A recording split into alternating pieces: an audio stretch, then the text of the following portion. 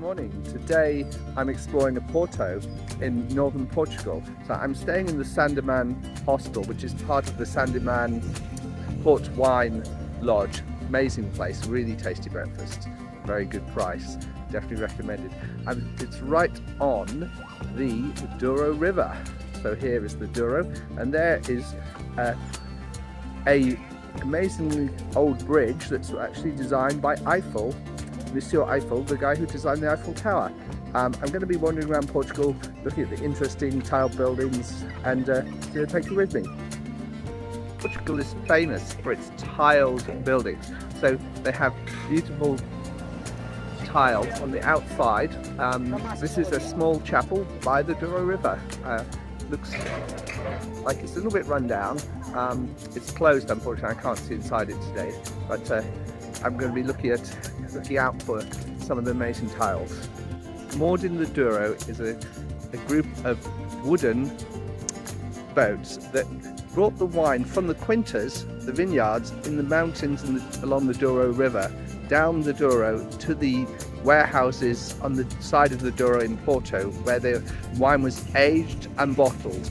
And all port wine comes from this region. Ponte Luís, designed by Gustav Eiffel, famous builder of the Eiffel Tower, is got two decks. The lower deck is for cars and pedestrians. The top deck is for electric trams and pedestrians. It's built of an intricate lattice of steel that's hot riveted. So I'm going to be walking up the hill across on the top deck to the north side of the Douro.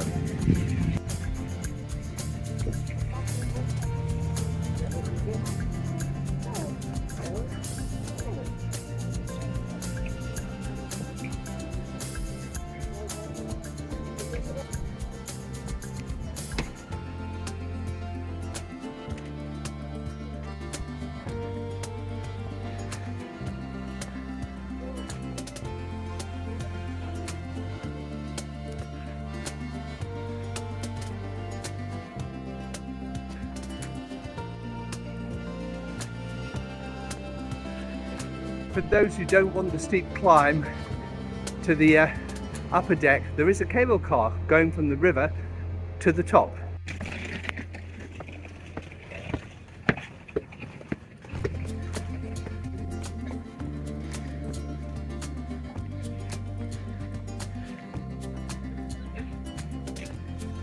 The upper deck of the Ponte Luís, crossing into the centre of Porto.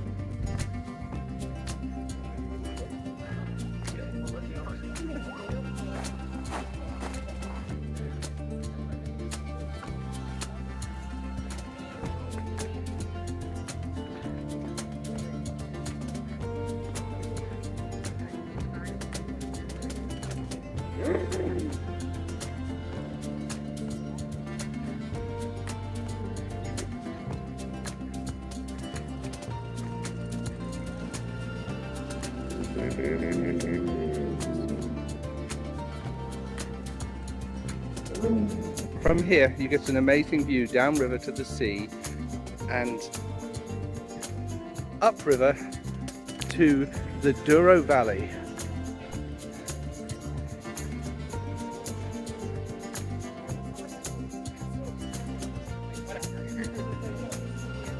I'm looking down at the north bank of the Douro, where historically fishermen would disembark their catch.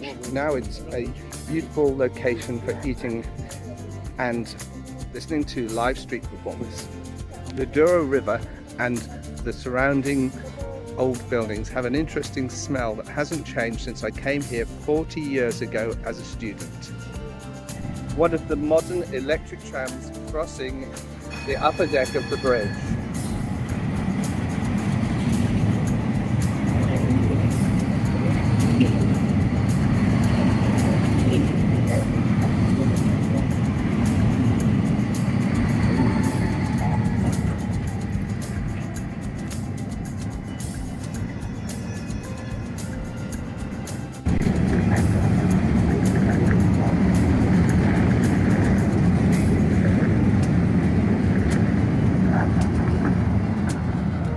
Below is the small particular railway that goes from the banks of the Douro to the old town centre.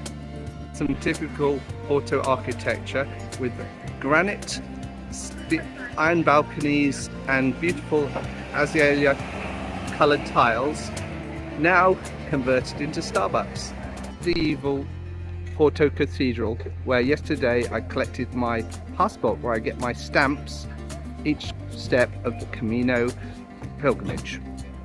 This is inside San Benito station, which is famous for its hand-painted tiles depicting scenes from Portuguese history.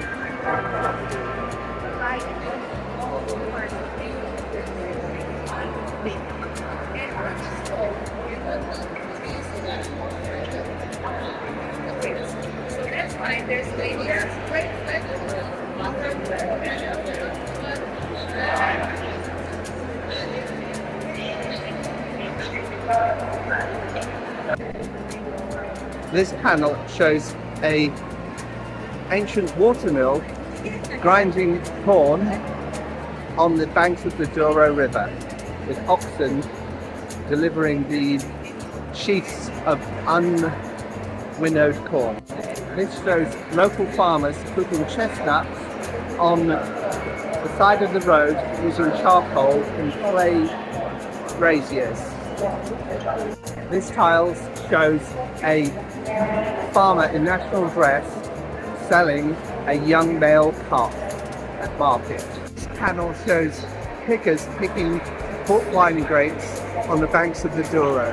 This shows dhows being loaded with barrels of young port wine to head down the River Douro to the port wine warehouses on the banks of the Porto. The station connects through 3 tunnels under Porto to the new station on the edge of town.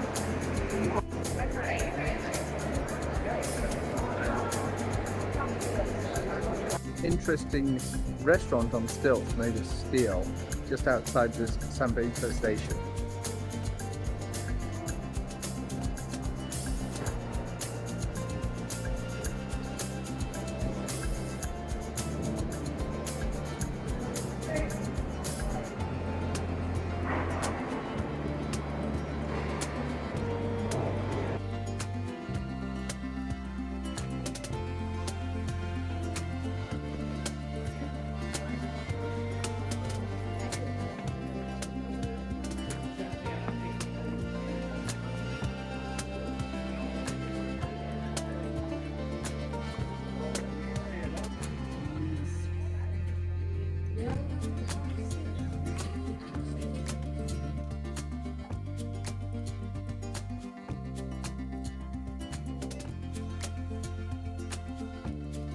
Going to stop for a coffee and a pastel de nata cake in a nice tree-lined street looking over the terraces down to the Douro. It's a lovely day today, not too hot, not too cold, nice and sunny.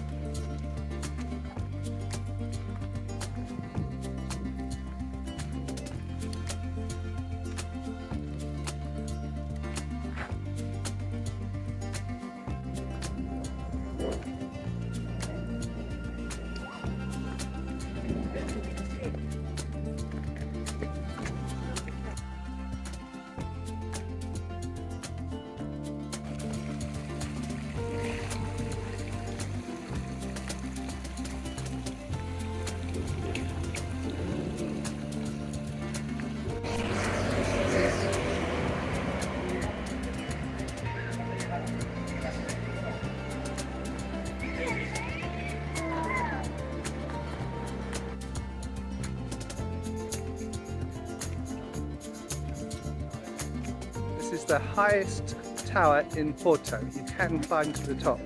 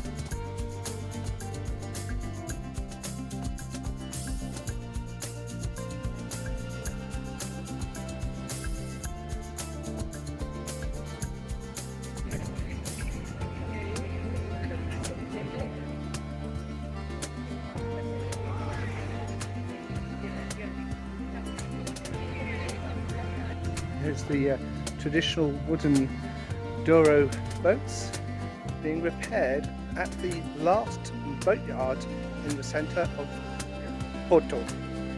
Here you can see them lifted up onto a wooden grid and being repaired at different levels, painted. So one at front has got new side planking, next one's being painted. I'm on the river path on the south side of the Douro, which is much quieter, less tourists. There's a little boardwalk sticking out over the water, and some old warehouses that are being renovated, probably into luxury housing. And on the other side, it's the old dock buildings, which I think is currently has an electric car show full of electric cars. Very interesting.